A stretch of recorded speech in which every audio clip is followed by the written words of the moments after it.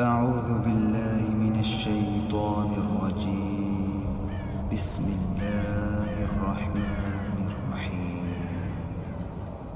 يطوف عليهم ولدان مخلدون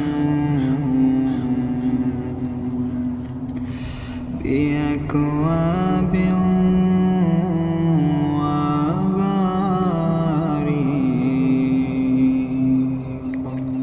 وكأس من معين لا يصدعون عنها ولا ينزفون وفاكهة مما يتخيرون ولحم طير مما يشتهون وحور عين كأمثال اللؤلؤ المكنون جزاء بما كانوا يعملون لا يسمعون فيها لغوا ولا تأثيما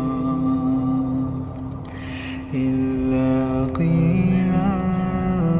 سلاما سلاما وأصحاب اليمين ما أصحاب اليمين في سدر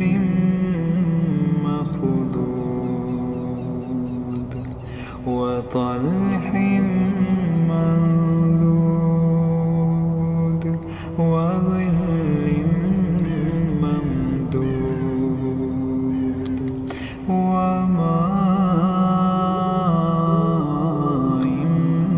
مسكوب وفاكهة كثيرة لا مقطوعة ولا ممنوعة وفرش مرفوعة إنا أنشأناهن إنشاء فجعلناهن أبكارا عربا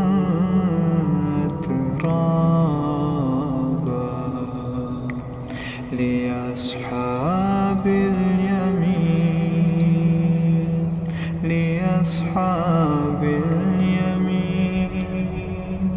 ثلة من الأولين وثلة من الآخرين وأصحاب الشمال ما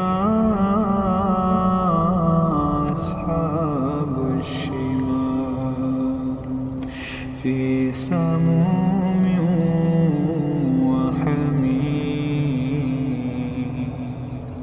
وظل من يحموم لا بارد ولا كريم إنهم كانوا قبل ذلك مترفين